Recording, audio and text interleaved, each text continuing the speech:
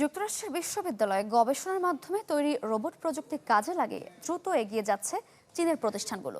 বিশেষ করে হিউম্যানয়েড ও চারপায়ের রোবটের উৎপাদনে বড় ব্যবধান তৈরি হয়েছে।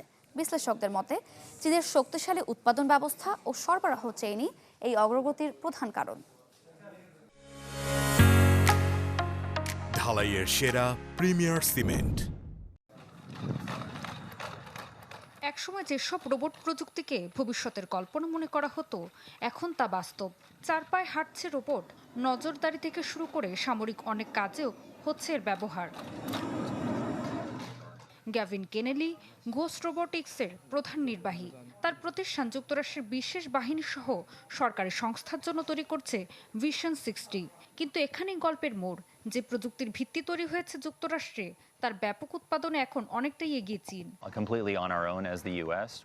প্রযুক্তিটি মূলত যুক্তরাষ্ট্রের বিশ্ববিদ্যালয়ে মার্কিন করদাতাদের অর্থে তৈরি, অথচ এখন চীনা প্রতিষ্ঠানগুলো এর সুবিধা নিয়ে যুক্তরাষ্ট্রের চেয়ে অনেক বেশি রোবট তৈরি করছে। সম্প্রতি রোবট প্রযুক্তি উন্নয়নে ঈর্ষণীয় সাফল্য পেয়েছে চীন। ইউনিট্রির কারখানা থেকে বের হচ্ছে হাজার হাজার রোবট।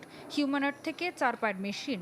বাণিজ্যিক উৎপাদনের এই সক্ষমতা এখন বদলে দিচ্ছে বৈশ্বিক রোবট প্রতিযোগিতার সমীকরণ। বিশ্লেষকদের মতে এর পেছনে শুধু প্রযুক্তি নয়, চীনের বিশাল শিল্পভিত্তি সবচেয়ে বড় শক্তি। চীনের সবচেয়ে বড় সুবিধা হলো তাদের বিশাল শিল্পভিত্তি, কারখানা, সরবরাহকারী এবং প্রয়োজনীয় যন্ত্রাংশের বিশাল একটি ইকোসিস্টেম এখানে রয়েছে। পরিসংখ্যানও বলছে, গেল বছর ইউনিট্রি বিক্রি করেছে 5,500-র বেশি হিউম্যানয়েড এবং প্রায় 18,000 চার পায়ের রোবট।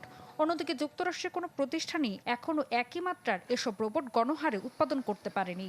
চীনের এই অগ্রযাত্রা অবশ্য হঠাৎ করে আসেনি। প্রেসিডেন্ট শি জিনপিংয়ের শিল্পনীতির অংশ হিসেবে গত এক দশকে রোবট সহ উন্নত উৎপাদন খাতে বিপুল বিনিয়োগ করেছে বেইজিং। তবে যুক্তরাষ্ট্র বসে নেই। চীনা রোবটের ওপর নির্ভরতা কমাতে প্রযুক্তি আমদানিতে বিধি নিষেধ আরোপ করা হচ্ছে। কিন্তু মার্কিন বিশেষজ্ঞদের মতে শুধু নিষেধাজ্ঞা দিয়েই এ ব্যবধান কমানো যাবে না।